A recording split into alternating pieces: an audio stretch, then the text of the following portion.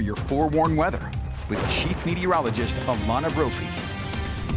Ooh, Alana, summer is cooking. That beach looks pretty nice, actually. I feel like a great way to cool off Yeah. because we've got high heat, Brian. We're kicking off this holiday week with above average temperatures, and we stay that way as we roll into tomorrow for some. This beach is in Linden. It's Utah Lake, and people are in the water with their life jackets on, ready to go. Yeah, you need the umbrella because we've got plenty of sunshine as those temperatures have hit the mid-90s. We were in the upper 90s moments ago, 98 in Ogden, 94 now in Salt Lake, 103 in Green River, 100 in Hanksville, 101 near Lake Powell, and 106 in St. George. Lots of 90s on that I-15 corridor. We've cooled in Milford and Cedar City as we've had a few pop-up storms bring gusty winds. Those gusty outflows can cool temperatures quickly. Can you believe tomorrow is July? Gosh, that happened fast. So we look back at June. Happy last day of June, and it was a very dry month. Typically, we see almost an inch of precip. No, just barely over a tenth, and we were above average when it comes to the temperature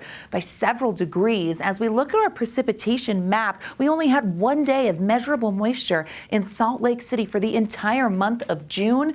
That is meager, meaning that our fire fuels are dry. This has really jump-started our fire season with dry conditions, and we were significantly below where we typically are this time of year. That's why our drought monitor continues to increase. 90s turning to 80s. We have a very mild overnight ahead of us. 83 by ABC4 News at 10 with clear skies. With little recovery from the high heat today, we do have a brand new heat advisory that has been issued. This goes into effect tomorrow at noon for eastern Box Elder County as well as the northern Wasatch Front. So we know that temperatures in these areas could hit the triple digits in several locations. That heat can sneak up on you quickly. I know it's a holiday week. We want to get out and enjoy, but with that type of heat and very little recovery overnight, heat-related illnesses could spike. So make sure you have shady spots. You never leave anything in the car. Drink plenty of water and avoid strenuous activity in the heat of the day. That would be right now, folks, because we know those numbers really jump. So we take that live view from Price. You can see some cloud cover, high base thunderstorms, dry thunderstorms. They're very isolated today, but they become a little more widespread tomorrow. But we have a decent amount of moisture, and moisture potential increases as we make it through the week with the threat of thunderstorms out there for some. Satellite radar picks up on a few of those storms, really towards the higher elevations over the Uintas near Price, and we've seen some gusty winds near Milford and Beaver in south central Utah, winds up to 50 miles per hour. As we head into tomorrow, we have an elevated storm threat, a marginal risk for the northwestern corner of the state. That would be dry thunderstorms with damaging wind potential, and then a general thunderstorm threat for the rest of Utah. We're going to continue to funnel moisture into the Beehive State, but tomorrow it begins as dry thunderstorms because we're dry at the surface. Our red flag warning has been issued. It goes into effect at noon.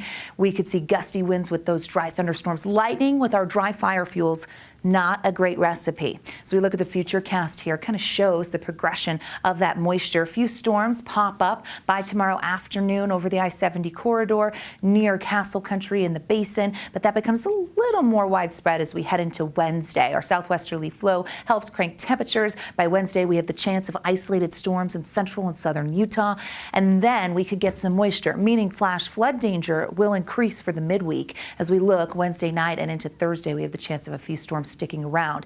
Our area of high pressure, Four Corners high with a clockwise rotation, dragging some moisture south of us into the Beehive State, helped with that low counterclockwise flow around that, and tropical moisture with Tropical Storm Flossie out in the Pacific. We drag some of that into the Beehive State, so more cloud cover, the chance of storms, but by the 4th of July, we dry out. It's only a slight chance in southern Utah, and the ridge comes back. That high pressure sets up, and you watch as that low goes around the ridge, and temperatures once again climb above average. So an interesting pattern, but a bit of a shift for the middle of the week. Hot for tomorrow, going 99 in Salt Lake, 100 in Moab, 107 in St. George. Smoke-filled or hazy skies expected in southern Utah. Let's check the 7-day in Washington County. Isolated storms Wednesday, slight chance Thursday and Friday. We get a brief break from the triple digits, and then we really cook. As we look at the Wasatch Front, isolated potential Wednesday and Thursday with more moisture moving in there. The heat is on.